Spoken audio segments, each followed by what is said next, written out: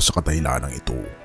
Ibinigay sila ng Diyos sa mga kahihayang pita, sapagkat ang kanilang mga babae ay pinalitan ang likas na relasyon para sa mga bagay na laban sa kalikasan, at ang mga lalaki ay gayon din ay tinalikuran ang likas na relasyon sa mga babae at nagnanasa sa isa't isa.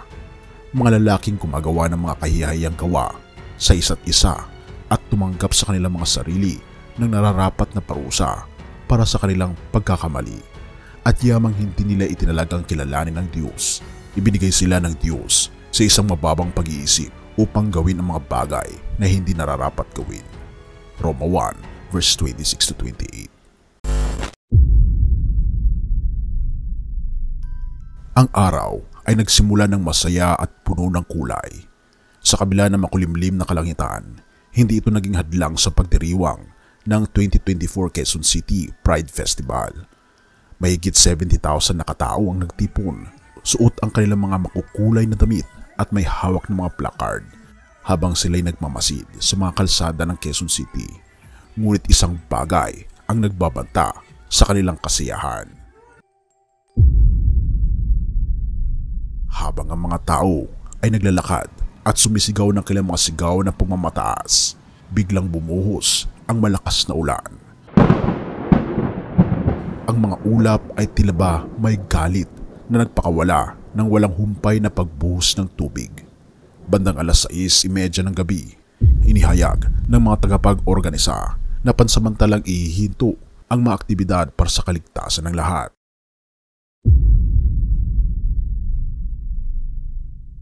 Yung Pride event po at yung program sa Quezon City Circle ay officially canceled na po at hindi na po itutuloy dahil sa tuloy-tuloy at malakas na ulan na nagaganap.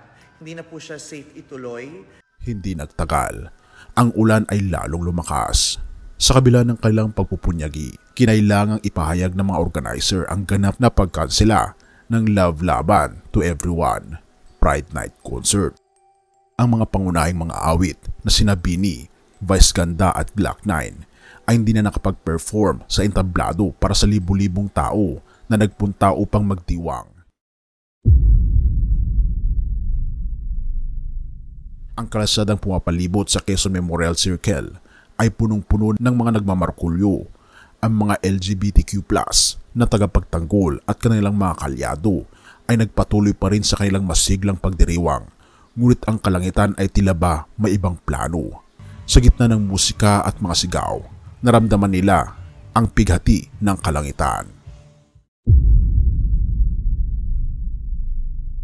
Dalawang magkaibang marcha ang naganap sa Quezon City. Ang Love Marcha na kinabibilangan ng mga opisyal ng gobyerno ng Quezon City, mga kinatawan ng diversity ng mga lugar ng trabaho, at iba pang mga dumalo mula sa Tomas Morato Street. Ang Laban Marcha naman ay nagmula sa Kalayaan Avenue at Matalino Street na kinabibilangan ng mga human rights organizations, mga estudyante at mga matatanda.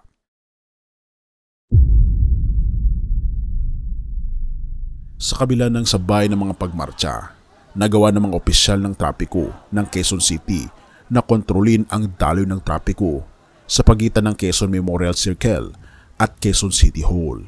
Hinayaan nila ang mga tao na tumawid sa elliptical road sa ilang bahagi ng marcha, ngunit sa likod ng mga ngiti at saya, ang kanilang mga puso ay puno ng kaba.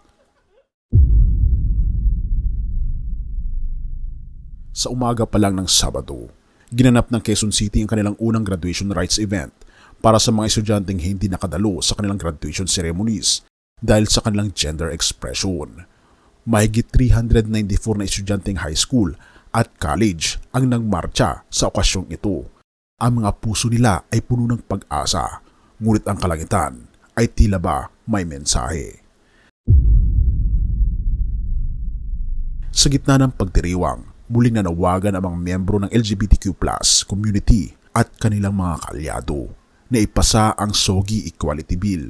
Ang kanilang mga sigaw ay nag-echo sa mga kalsada, ngunit ang ulan ay nagmistulang sagot ng kalangitan sa kanilang mga panawagan. Si Senator Risa Hontiveros at Bataan 1st District Representative Geraldine Roman ay nanindigan sa entablado, ngunit ang kanilang mga salita ay parang nilalamon ng malakas na pagbuhos ng ulan.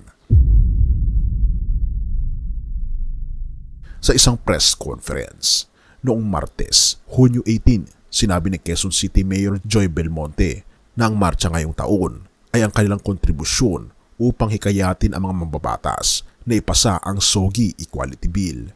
Ngunit sa gitna ng pagdiriwang, tila ba ang langit mismo ay nagbigay ng hudyat ng pagkabigo. Ang ulan na hindi lang nagdala ng lamig, kundi ng takot sa kanilang mga puso. Para sa mga kadahilanang ito, ibinigay sila ng Diyos sa mga kahihayang pita.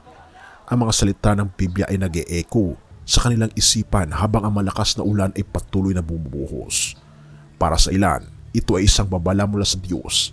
Para sa iba, ito ay isang hamon na kanilang kailangang pagtagumpayan. Ang kasaysayan ng Quezon City Pride Festival ay nabahiran ng takot at misteryo. At ang ulan ay hindi lamang nagdulot ng pagkakabasa, kundi ng malalim na tanong sa kanilang mga puso. Ang laban ba? Laban sa pagkakapantay-pantay daw ng pag-aasawa ng lalaki sa lalaki at babae sa babae ay dapat bang ipagpatuloy? Ngunit ang kalangitan ay may ibang mensahe. Ang tanong ay, ito ba ay simpleng ulan lamang o isang babala mula sa langit? I-comment mo naman sa ibaba mga kaibigan ang iyong kuro-kuro para malaman ko rin ang iyong saloobin. Sa kasaysayan ng Quezon City Pride Festival, ang kalangitan ay tila nagbigay ng babala. Ang biglaang pagbuhos ng ulan ay hindi lamang simpleng pag-ulan, kundi isang paalala mula sa itaas. Tulad ng sinabi sa Jude 1 verse 7, tulad ng Sodoma at Gomora at ang mga nakapaligid na lungsod na nagpapakaasa sa sexual na imoralidad at nagtuloy sa hindi likas na pita, nagsilbing halimbawa sa pagdurusa ng kaparusahang apoy magpakailanman. Ang pagdiriwang na sinimulan ng may kasiyahan at kulay ay natapos sa pag-ulan na nagdulot ng takot at pangamba. Sa gitna ng pagdiriwang at paghingi ng pagkakapantay-pantay, ang kalangitan ay tila nagsalita. Ang ulan ay nagsilbing paalala sa atin na ang aksyon at desisyon natin ay may kaakibat na resulta. Ang pagbuhos ng ulan na nagpatigil sa kasiyahan ay maaring ituring na isang babala, tulad ng mga lungsod ng Sodoma at Gomora. Ang pagsunod sa mga pita na hindi ayon sa likas na kalikasan, nang ayon sa banal na kasulatan, nang ayon sa kagustuhan ng ating Panginoong Diyos. Ang mga tao ay binalaan na ang landas ng imoralidad ay may kaakibat na kaparusahan. Sa pagninilay na ito, nawa'y magsilbing paalala sa atin ang mga pangyayari na ang bawat kilos at desisyon, nawa'y pagninilay natin ito ng ating mga gawa na kumakalaban sa banal na kasulatan ng ating Panginoong Diyos ay may malaking consequence.